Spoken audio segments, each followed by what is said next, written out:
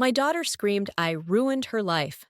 Hours later, I found her TikTok, where she called me a monster. Hi everyone. Before we get into today's video, I need your help. We've noticed that the channel's reach has been dropping a bit, and one of the best ways you can support us is by subscribing. It's quick, free, and helps us keep bringing you new and interesting stories. Your support means the world to us, and together we can grow this channel. Thank you so much. Now let's get to today's story.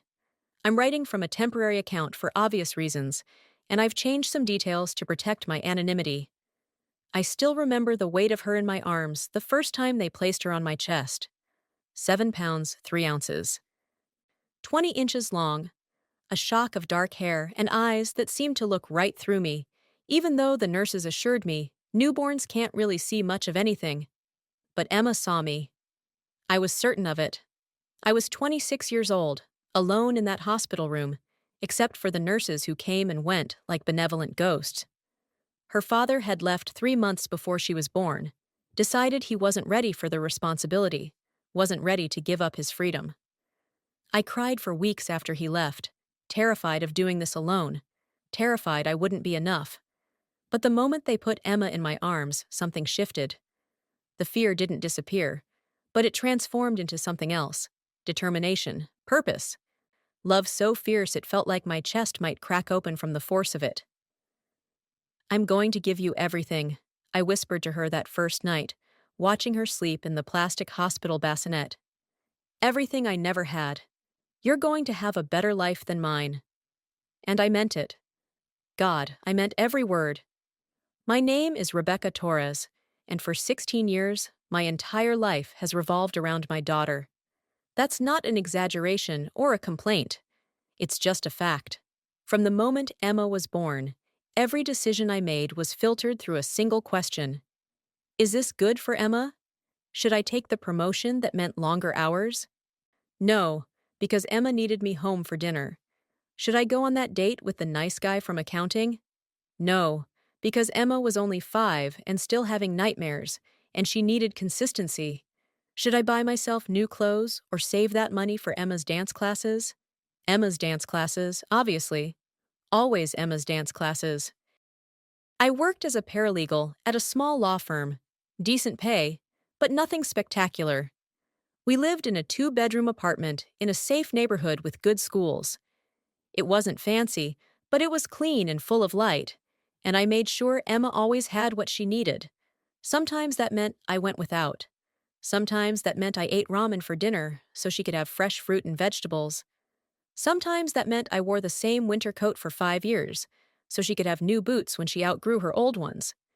But I never resented it, not once, because every sacrifice felt like an investment in her future, in her happiness. I was there for everything, every scraped knee, every bad dream, every school project that needed to be finished at 10 o'clock at night because she had forgotten about it until then. I was the room mom who brought cupcakes to every class party. I was the parent who volunteered for field trip duty, even when it meant taking time off work. I was the one who sat in the audience at every dance recital, every school play, every awards ceremony, beaming with pride. When Emma was 8, she caught pneumonia. It came on fast and hard, her fever spiking to 104 degrees in the middle of the night. I rushed her to the emergency room, my hands shaking so badly I could barely hold the steering wheel. They admitted her, and I stayed by her bedside for 3 days straight, sleeping in that horrible plastic chair, waking up every time she coughed or whimpered. The nurses kept telling me to go home and rest, but I couldn't leave her. What if she woke up scared and I wasn't there? When she finally came home, weak and pale but recovering, she crawled into my lap even though she was really too big for that anymore. She wrapped her skinny arms around my neck and whispered, "I love you, Mommy. You're my favorite person in the whole world." That moment is crystallized in my memory like a photograph. The weight of her, the smell of the strawberry shampoo I had used when I finally gave her a bath at home, the absolute certainty that everything I had done and would ever do was worth it for this child. As Emma got older, our relationship evolved but stayed close.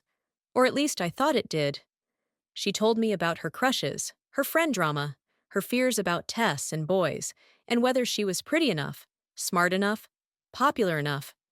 I listened to everything, offered advice when she wanted it, and just held space when she didn't. I tried so hard to be the kind of mother I had always wished I'd had. My own mother had been distant, critical, more concerned with appearances than emotions. When I cried, she told me to toughen up. When I failed, she told me I hadn't tried hard enough. When I needed comfort, she gave me lectures. I promised myself I would be different with Emma. I would be warm, supportive, present. And I was. I really was. When Emma started high school, things got more complicated. But that's normal, right? Teenagers pull away. They need independence. They get moody and dramatic and sometimes cruel without meaning to be. I understood that. I gave her space when she needed it. I didn't push when she stopped telling me every detail of her day. I respected her privacy, her need to figure out who she was separate from me. But I also set boundaries. I had rules. Reasonable rules, I thought.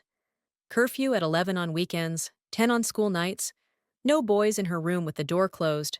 Grades had to stay above a B average if she wanted to keep her phone. She had to tell me where she was going and who she was with. Basic stuff. The kind of rules that kept her safe without suffocating her. Or so I thought.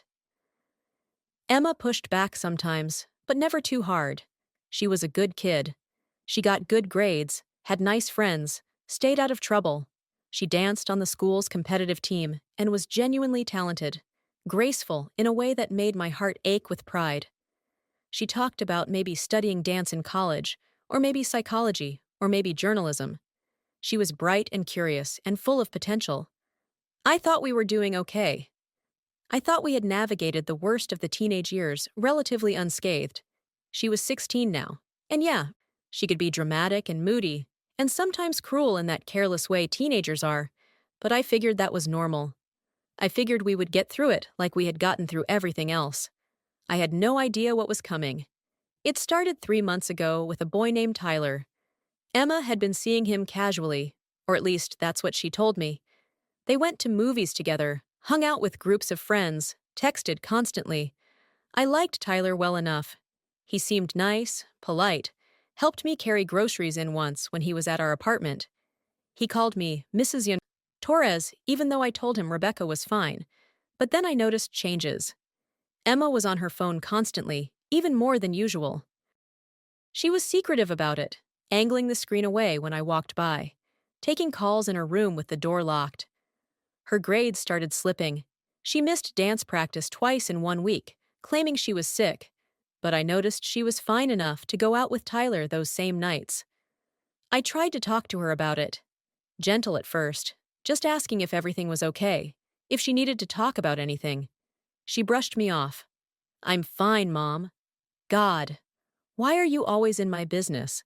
Then I found out from another dance mom that Emma had been skipping class to hang out with Tyler in his car in the school parking lot. When I confronted her, she exploded. "So what?" she screamed. "So what if I skip one stupid class? Everyone does it. You're so paranoid and controlling. Tyler's mom doesn't freak out about every little thing."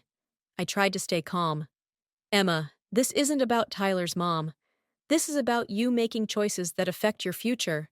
Your grades matter. Your commitments matter. You can't just blow off dance because you want to hang out with a boy." She rolled her eyes with such contempt it actually hurt. "You just don't want me to be happy. You want me to be as miserable and alone as you are."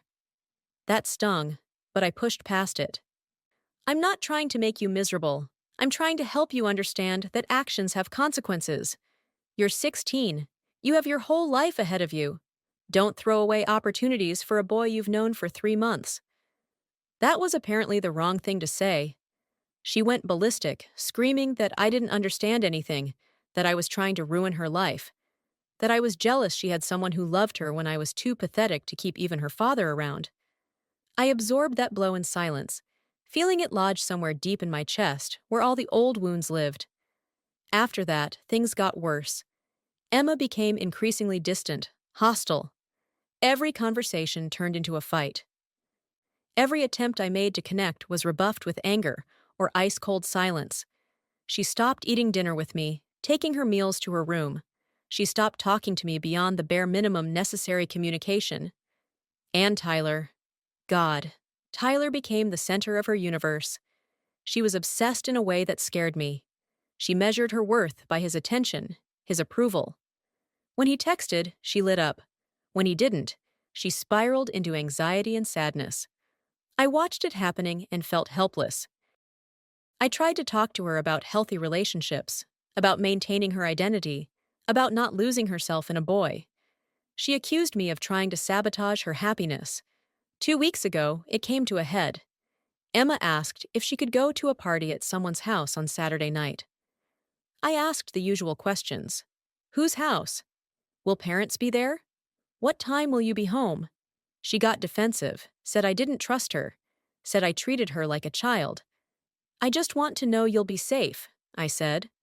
She showed me a text from the host's mother saying there would be adult supervision, no alcohol, kids had to be picked up by midnight. It looked legitimate.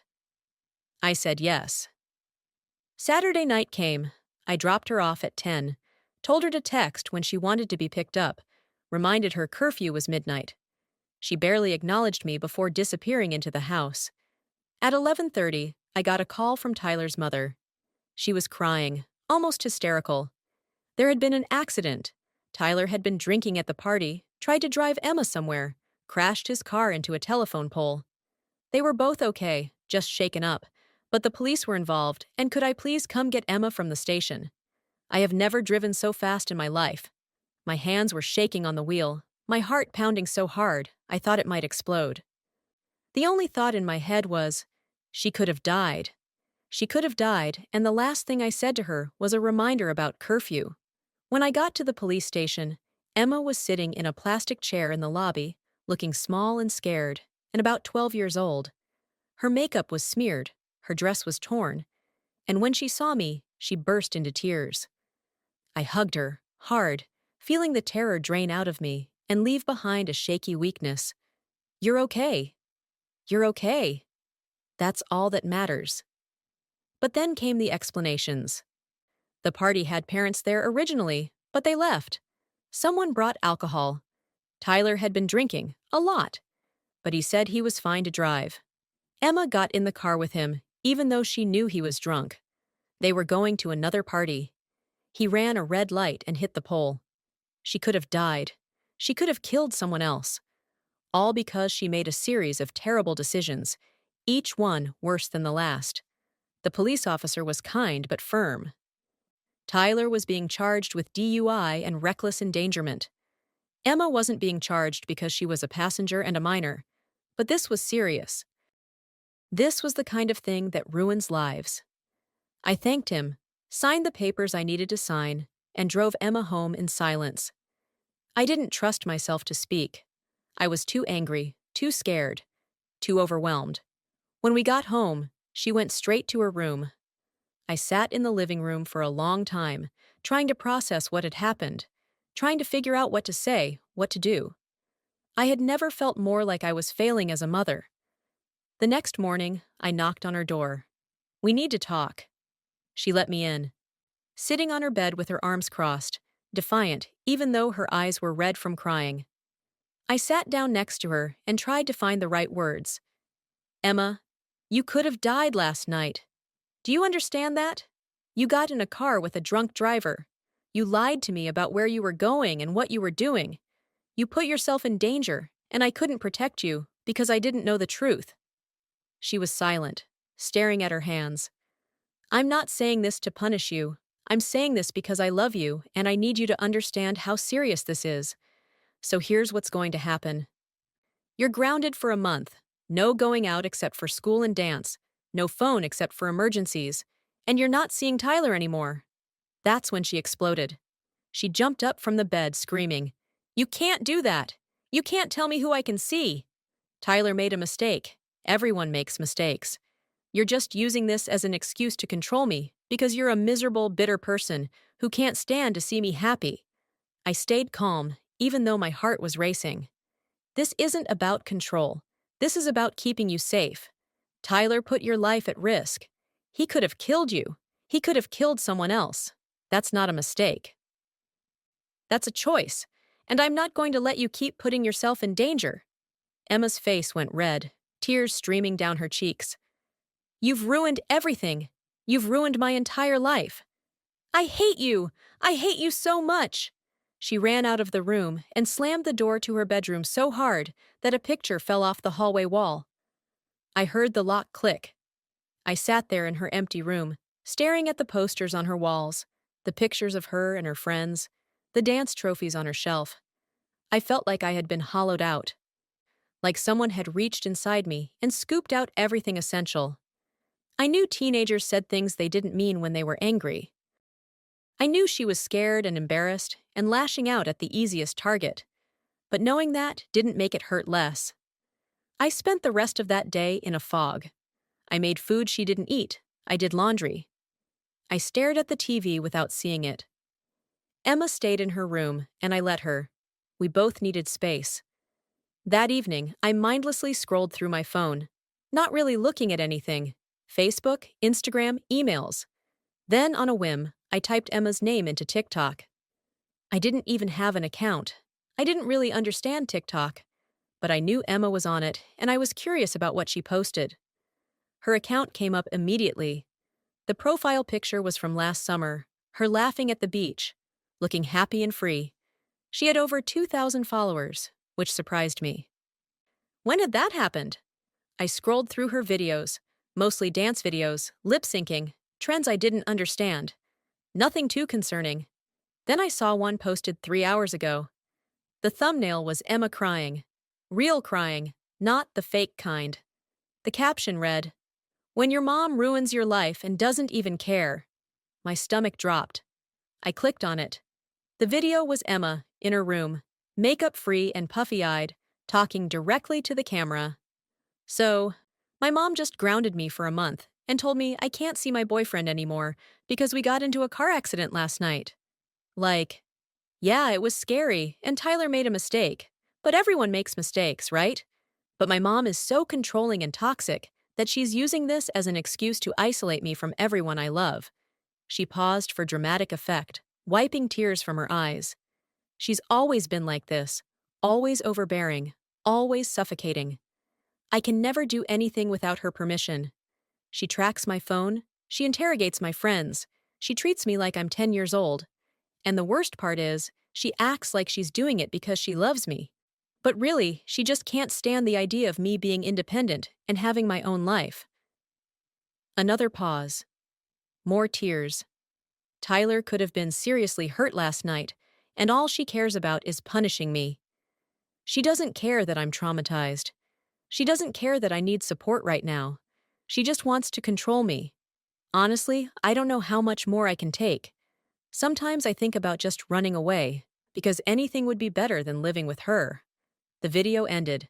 My hands were shaking so badly I almost dropped my phone. The comment section loaded. There were hundreds of them. OMG, your mom sounds like a narcissist. This is literally abuse. You should call CPS. My mom was like this, and I cut her off the second I turned 18. Stay strong. Parents who track their kids' phones are psychos. You deserve privacy. Tyler made a mistake. Everyone makes mistakes. Your mom needs to chill. She sounds toxic AF. I'm so sorry you have to deal with that. And on and on and on. Hundreds of strangers, most of them teenagers themselves, telling my daughter that I was a monster, that I was abusive, that I was toxic, that she should run away or call the authorities or cut me out of her life completely. Nobody asked for the full story. Nobody questioned whether a 16-year-old in the middle of an emotional meltdown might be presenting a biased version of events. Nobody considered that maybe, just maybe, a mother who didn't want her daughter seeing a boy who had endangered her life was acting out of love, not control. I watched the video 3 more times, each viewing more painful than the last. This was how my daughter saw me. This was the story she was telling the world. Not the mother who had stayed up all night when she was sick. Not the mother who had worked 2 jobs one year to afford her dance competition fees. Not the mother who had sacrificed everything to give her a good life. A monster, a narcissist, an abuser. I felt something crack inside me, some fundamental belief about who we were to each other. I had thought our bond was strong, that underneath the typical teenager rebellion was a foundation of love and trust. But maybe I had been deluding myself. Maybe I had been so focused on being a good mother that I had failed to see I was failing anyway. I set my phone down and walked to Emma's room. I knocked softly. No answer. I knocked again. What? Her voice was hostile. I opened the door. She was on her bed, scrolling through her phone, and when she saw me, her expression went cold. I saw your TikTok, I said quietly. For just a second, something flickered across her face. Fear, guilt, shame. But it was gone in an instant, replaced by defiance. Good. Maybe now you'll understand how you make me feel. Emma, you told thousands of strangers that I'm abusive, that I'm toxic, that you want to run away. Do you have any idea what that means? Do you understand what you've done? She sat up, her eyes blazing.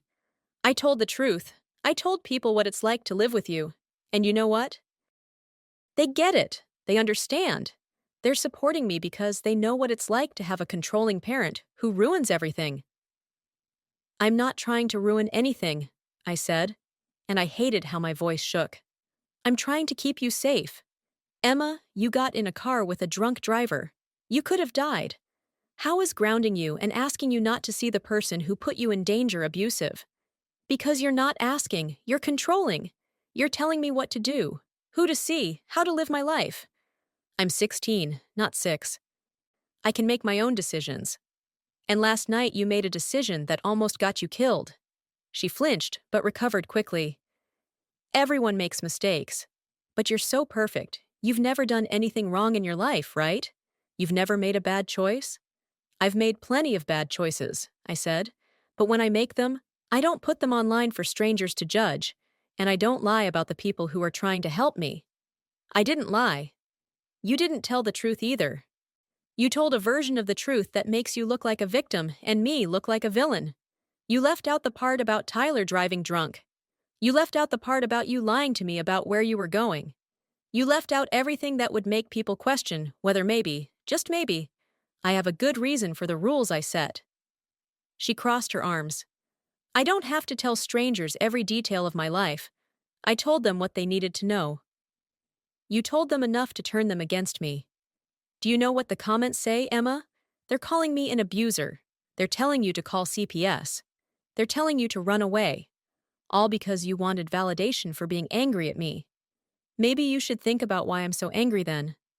I stared at her. This person I had created and raised and loved with every fiber of my being, and I didn't recognize her. Where was the little girl who had called me her favorite person? Where was the child I had comforted through nightmares and celebrated with through triumphs? Take the video down, I said. No. Emma, take it down, please. You've made your point. You're angry, I get it. But this video is going to follow you. And more than that, it's not fair. It's not the whole truth. It's my truth, she said, and I'm not taking it down. You can't make me. She was right. I couldn't make her. Not without physically taking her phone, which would only make things worse and give her more ammunition for the persecution narrative she was building. I left her room without another word. What was there to say?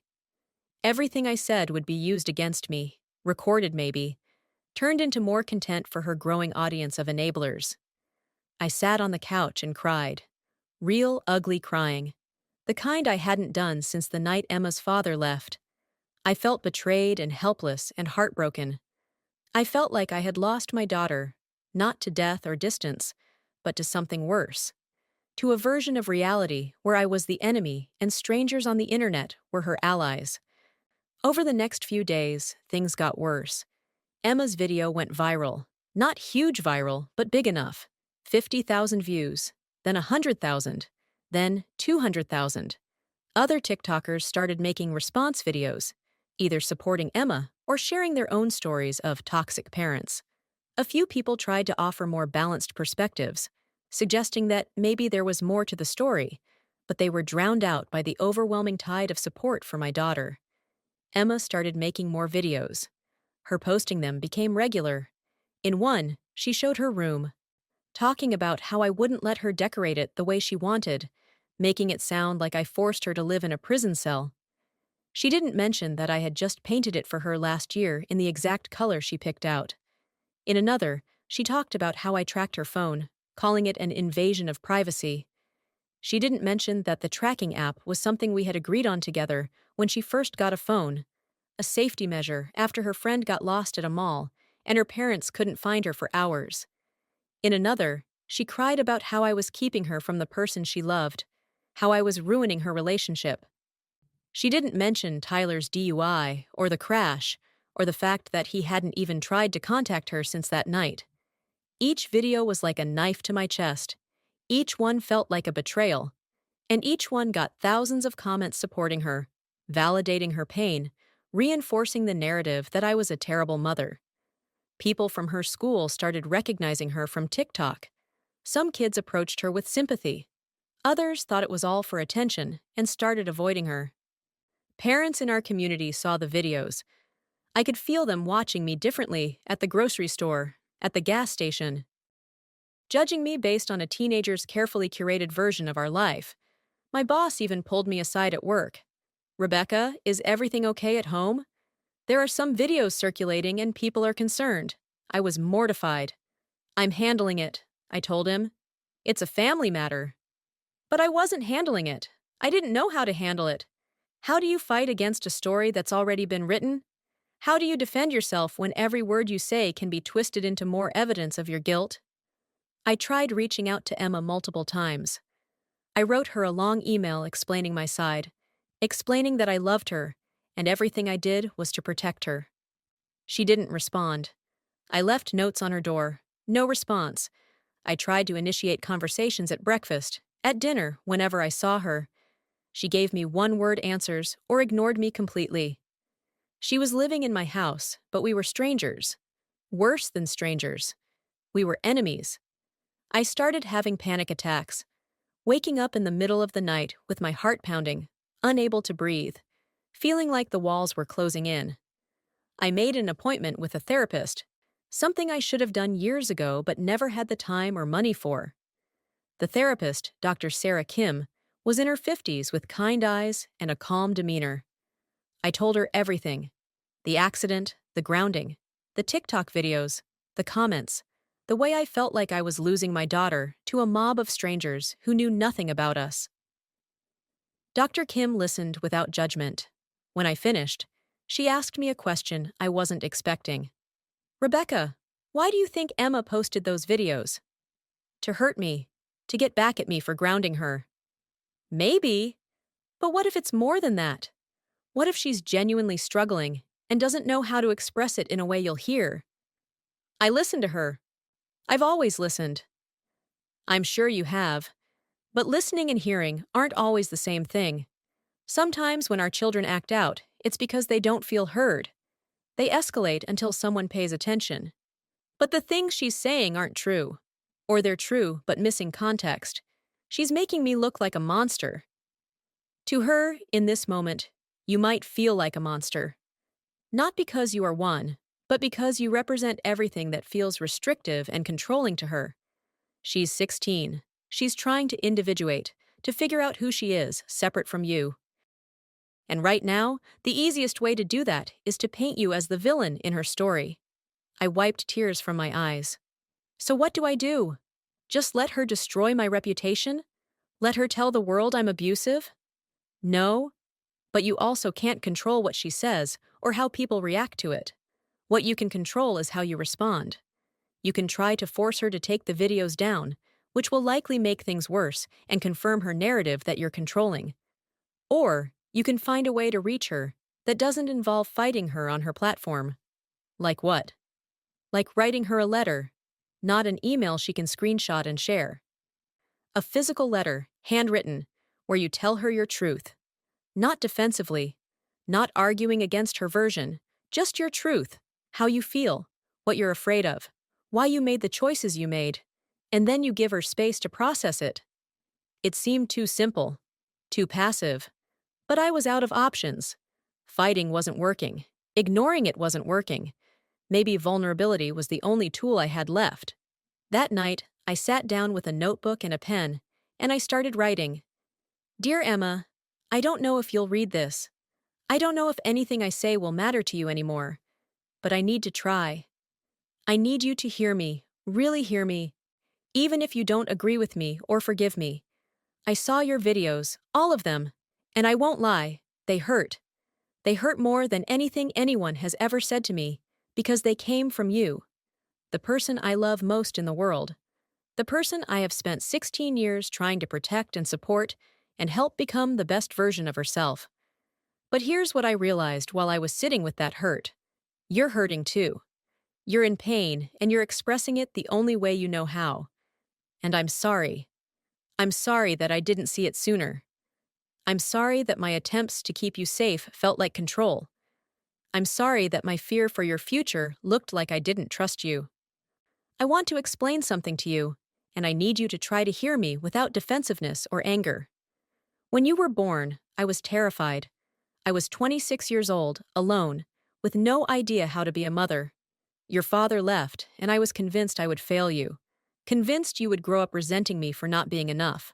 So I tried to be everything.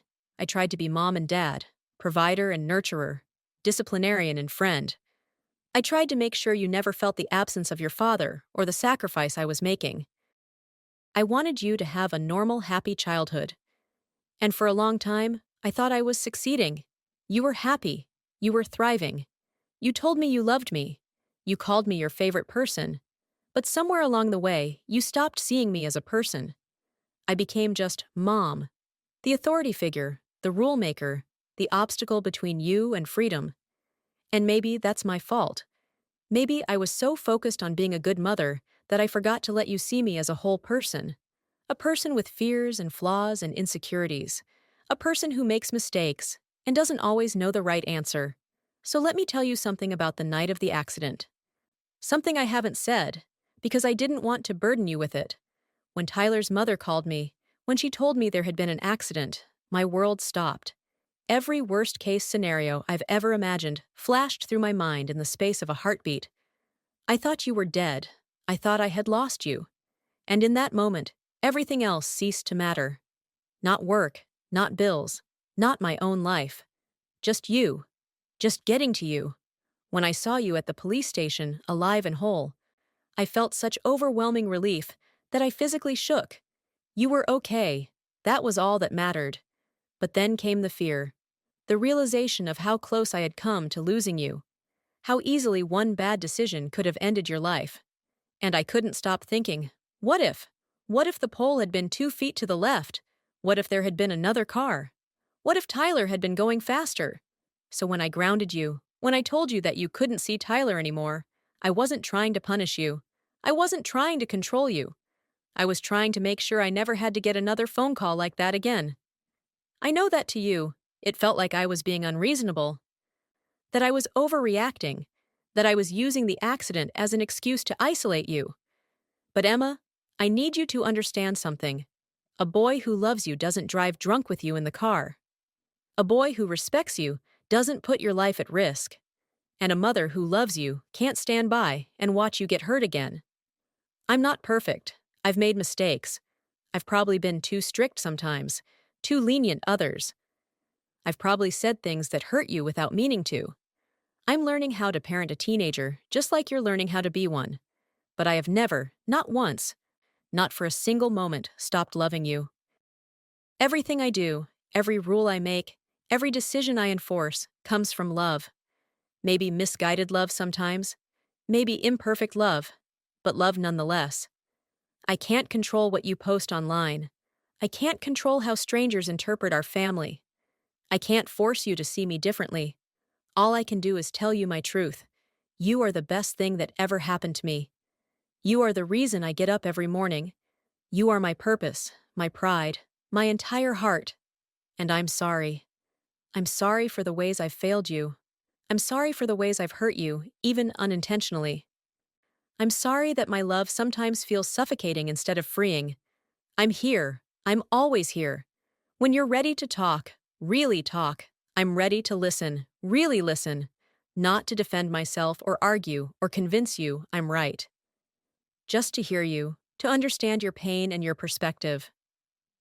I love you, Emma. I always have. I always will. Nothing you say or do or post will ever change that.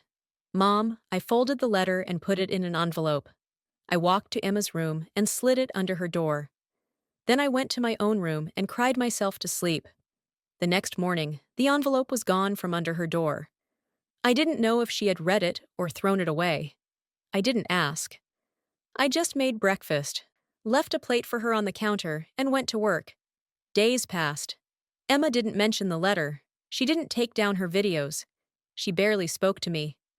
I started to accept that maybe this was how things would be now.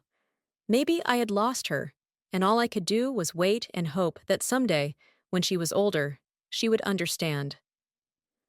Then, a week after I left the letter, something shifted.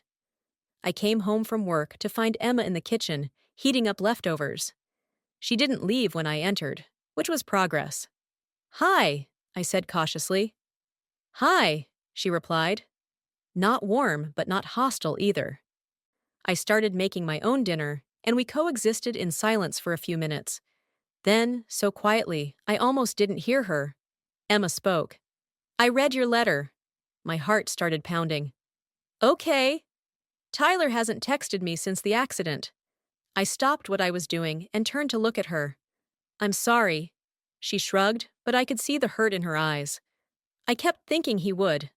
I kept checking my phone, thinking he'd apologize or explain, or at least ask if I was okay. But nothing. It's been 2 weeks and nothing. "That says more about him than about you," I offered gently. "I know." She paused. "Or I'm starting to know. I think maybe I was more in love with the idea of him than with actually him. Does that make sense?" "Perfect sense." She was quiet again, pushing food around her plate. "Mom, I'm sorry about the videos." I held my breath, afraid to move, afraid to say the wrong thing and break this fragile moment. "I was so angry," she continued, her voice small. "And when I posted that first one, people were so supportive. They made me feel like I was right and you were wrong, and it felt good. It felt like someone finally understood me. So I kept posting, and each time, the comments made me feel justified. Like I was the victim and you were the villain." "But?" I prompted gently. "But then yesterday, something happened." She looked up at me, and her eyes were filled with tears. "This girl from school, Katie, she commented on one of my videos. She said her mom left when she was 6, and her dad works 3 jobs and is never home, and she would give anything to have a mom who cared enough to set rules. And I started reading more comments like that. People who actually had abusive parents. People whose parents hit them or neglected them or really didn't care what happened to them." She wiped her eyes with the back of her hand. "And I realized that I've been so focused on what I didn't have, on the ways you restricted me, that I forgot about everything you did give me, everything you sacrificed for me." I moved closer to her, slowly, like approaching a scared animal. "Emma, you're allowed to be angry with me. You're allowed to think my rules are unfair. That's normal. That's healthy even. But I shouldn't have told the whole world you were abusive when you're not," she finished. I know, and I'm sorry. I was just so mad, and everyone was telling me I was right to be mad, and it spiraled." I pulled her into a hug, and for a moment she resisted, stiff in my arms. Then she softened, wrapping her arms around me and crying into my shoulder, the way she used to when she was little. "I love you," I whispered. "Even when you're angry with me. Even when you think I'm the worst mother in the world. I love you." "I don't think you're the worst mother," she said, her voice muffled. "I think I'm kind of the worst daughter." "You're not. You're 16 and figuring things out and making mistakes. That's your job. My job is to love you through it." We stood there in the kitchen, holding each other, and I felt a tiny piece of the broken thing between us start to heal. Over the next few days, Emma and I talked. Really talked. She told me how suffocated she felt sometimes, how she wanted more independence, but didn't know how to ask for it without it turning into a fight. I told her about my fears, about how being a single mother meant I felt like I had to be hypervigilant, had to protect her from every possible danger because there was no one else to share that burden. I know I'm overprotective sometimes, I admitted during one of our conversations. I'm working on it. But you have to understand, when you're the only parent, every decision feels like life or death. If I mess up, there's no backup. It's just me. But Mom, you can't protect me from everything. I have to learn some things on my own, even if that means making mistakes. I know, you're right. But there's a difference between letting you make mistakes, like choosing the wrong classes or trying a new hairstyle you end up hating, and letting you make mistakes that could kill you. Getting in a car with a drunk driver isn't a learning experience. It's a tragedy waiting to happen. She nodded slowly. I get that now. I really do. I was stupid that night. I knew Tyler had been drinking, but I didn't think it was that bad, and I didn't want to make a scene or have him be mad at me. So I just went along with it. That's exactly what I worry about, I said. Not that you'll intentionally do something dangerous, but that you'll go along with something because you don't want to upset someone or look uncool. Your safety matters more than anyone's opinion of you. I know that in my head, she said, but in the moment, it's hard to remember. That's why I set boundaries. Not to control you, but to give you a framework for making safer choices. But I hear what you're saying. I hear that I need to give you more room to make your own decisions, even if they're not the ones I would make. We made some agreements. I would loosen some of the restrictions. She could stay out until 11:30 on weekends instead of 11. She could go out with friends without me interrogating every detail, as long as I knew generally where she was. She could have more privacy with her phone, though the tracking app would stay for safety reasons, and she agreed that made sense now.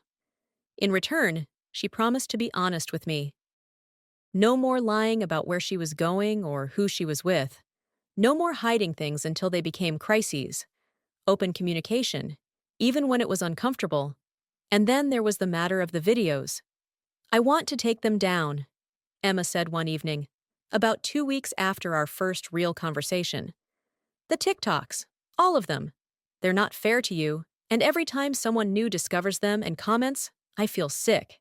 You don't have to take them down for me, I said, if they help you process your feelings. They don't, she interrupted. They just make me feel worse, like I've committed to this narrative that I can't take back. I don't want to be the girl with the toxic mom. I don't want thousands of strangers to think you're a monster, because you're not. What about your followers? Won't they be upset? She shrugged. Probably some of them, but the ones who really matter will understand, and the ones who just wanted drama. I don't need them. That night, she deleted all the videos about me. Every single one. Then she posted one final video. I watched her film it, sitting cross-legged on her bed, makeup-free and nervous. Hey guys, she said to the camera. So I need to talk to you about something. A few weeks ago, I posted some videos about my mom that made her look really bad. I was angry and hurt, and I wanted validation, and I got it, from a lot of you. And I appreciate that you were supportive. She paused, gathering her courage. But I wasn't fair. I told you my side of the story and left out a lot of context that would have changed how you saw the situation. My mom isn't toxic or abusive, or any of the things I implied. She's a single mother who's been raising me on her own since I was born, and she's been doing her best. Her rules feel strict to me sometimes, but they come from love, not control. She took a breath. The night I got grounded, I got in a car with someone who had been drinking. I knew he'd been drinking, and I got in anyway. We crashed. We could have died. My mom grounded me and told me I couldn't see that person anymore, and I was so angry that I came online and painted her as a villain. But she wasn't wrong. She was protecting me. Another pause. She was crying now. I'm telling you this because I think we all need to be more careful about what we put online, about the stories we tell and the way they affect real people. My mom could have lost her job over those videos. People in our community were looking at her differently, all because I wanted to vent and didn't think about the consequences. She wiped her eyes. I'm going to be more mindful going forward about what I share and how I share it. And I hope you guys can understand. If you're disappointed in me or want to unfollow, I get it. But I needed to tell the truth. The whole truth, not just the parts that made me look good. She ended the video and looked at me. How was that? Brave, I said honestly. Really brave. She posted it. Within an hour, the comments started rolling in. They were mixed. Some people praised her for taking accountability. Others accused her of being brainwashed by me, said I must have forced her to make the video. A few people were angry, felt betrayed that she had lied to them, but Emma handled it with more grace than I expected. She responded to a few comments, clarifying that no one had forced her to do anything, that this was her choice. Then she put her phone down and said, "Whatever they think, I know I did the right thing." I hugged her. I'm proud of you. Life didn't magically become perfect after that. We still fought sometimes. She still thought I was too strict occasionally. I still worried too much. But the fundamental dynamic had shifted. We were talking instead of screaming. We were listening instead of just waiting for our turn to argue. A month after she deleted the videos, Emma came to me with a request. Mom, I've been thinking. I want to start therapy, like regular therapy with someone who's not you. I was surprised but pleased. Of course. That's a great idea. Any particular reason? I think I need help figuring out who I am outside of other people's opinions. Like, I was so obsessed with Tyler's opinion of me, and then when that ended, I was obsessed with my followers' opinions. I need to learn how to value myself based on my own standards, not everyone else's. I found her a therapist who specialized in teens, and she started going weekly. She didn't tell me much about what they discussed, and I didn't push. That was her space, her process. But I noticed changes. She was more confident, more willing to say no to friends when she didn't want to do something, more honest about her feelings instead of bottling them up until they exploded. One day, about 3 months after the whole TikTok disaster, Emma and I were making dinner together.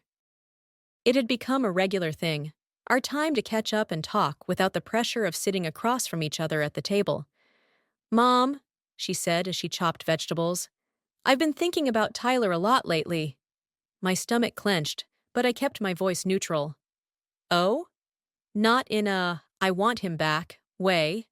More in a, I'm trying to understand why I was so obsessed with him, way. And I think I figured it out. What's that? I think I liked that he needed me. Like, he was kind of a mess, you know? His grades were bad, he was always getting in trouble, his home life was chaotic. And I felt like I could fix him. Like if I just loved him enough and supported him enough, he would get better. I stopped stirring and looked at her. Emma, that's very insightful. My therapist helped me see it. She said I might have learned that pattern from somewhere. She glanced at me meaningfully. From watching you sacrifice everything to take care of me. Oh, oh. I never wanted you to think that's what love looks like, I said quietly. Sacrificing yourself for someone else. I know you didn't, but I watched you do it my whole life. Work jobs you didn't love so I could have dance lessons. Eat ramen so I could have fresh fruit. Give up your dreams so I could pursue mine. And I think I internalized that love means making yourself smaller so someone else can be bigger. I felt tears prick my eyes. I'm so sorry. Don't be sorry, you did what you had to do. But I think maybe we both need to learn how to love people without losing ourselves. You need to do things for you sometimes. And I need to choose people who don't require me to fix them. I pulled her into a hug. When did you get so wise? I have a good mom, she said, even when I claimed I didn't. That night, after Emma went to bed, I thought about what she had said, about the patterns I had modeled, about sacrifice and love, and what I had been teaching her without meaning to. And I made a decision. The next day, I signed up for a night class at the community college.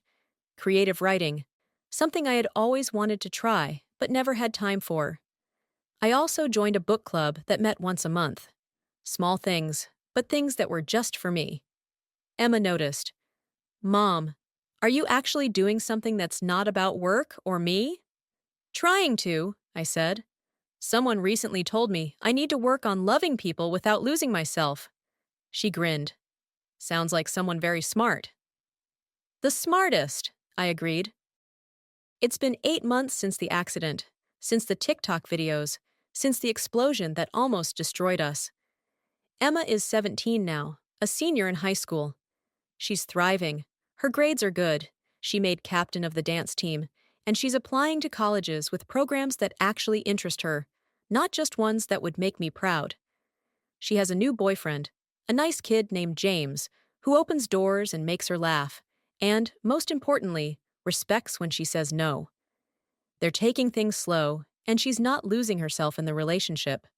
I'm cautiously optimistic. As for me, I'm learning to loosen my grip. Learning that loving Emma doesn't mean controlling her.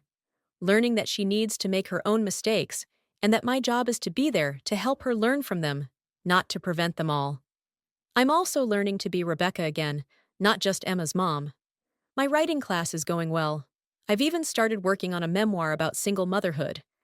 The book club has introduced me to people who are now real friends, people I meet for coffee and movies and conversations that have nothing to do with parenting. Emma and I still have hard days. Days when we disagree about curfew or screen time, or whether she really needs to go to that party. But we've learned how to fight fair, how to take breaks when things get heated, how to come back and finish the conversation when we're both calmer. And we've learned something else: how to apologize. Really apologize, not just say the words but mean them. Last week, Emma came home 2 hours past curfew. I was furious and terrified, exactly the combination that used to lead to explosive fights. But instead of yelling, I took a breath and said, I need 20 minutes before we talk about this. I'm too angry right now to be fair. She nodded and went to her room. 20 minutes later, we sat down together. What happened? I asked. My phone died, and I didn't realize what time it was. I'm so sorry, Mom. I should have borrowed someone's phone and called. I didn't mean to make you worry. I was worried. I was also angry. But thank you for apologizing. Next time, please find a way to let me know, even if your phone is dead. I will. I promise. And that was it. No screaming, no door slamming, no videos posted online about how I was ruining her life. Just two people who love each other, working through a problem. Is our relationship perfect? No. Will we have more conflicts? Absolutely. She's still a teenager, and I'm still learning how to parent one. But we're doing it together now, instead of on opposite sides of a war. The other day, Emma came home from school and handed me something. It was an essay she had written for her English class. The assignment was to write about a person who had influenced their life. She had written about me. I sat on the couch and read it, tears streaming down my face. She wrote about my sacrifices, yes, but also about my mistakes. She wrote about the TikTok videos and her regret, about how easy it is to villainize people when you're only telling part of the story. She wrote about learning to see me as a whole person, not just a role. The last paragraph destroyed me.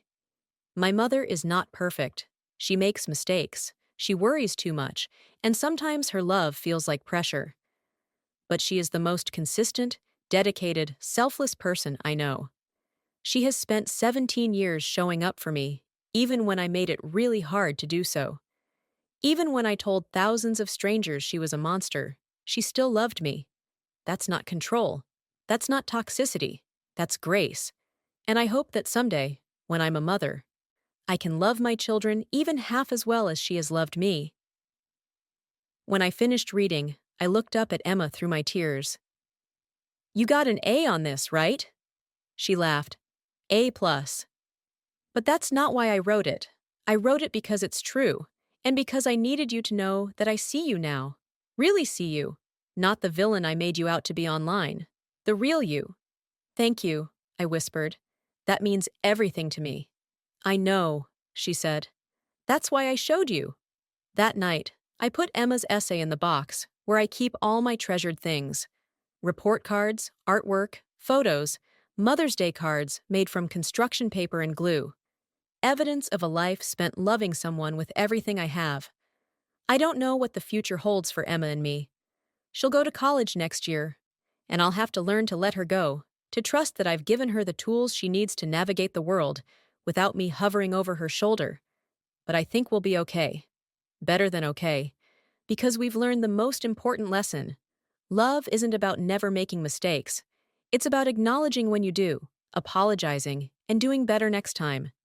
It's about seeing each other as whole people, complex and flawed, and doing the best we can.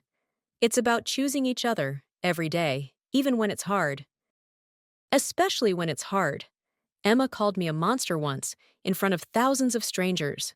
It almost broke me, but it also taught me something I needed to learn, that I can survive being misunderstood, that I can love someone even when they hurt me, that I can hold boundaries while still holding space for growth and change, and most importantly, that the relationship between a mother and daughter is strong enough to survive even the worst storms. We're still here. We're still standing. We're still learning and loving and showing up for each other. That's not perfect, but it's real. And real, I've discovered, is more than enough.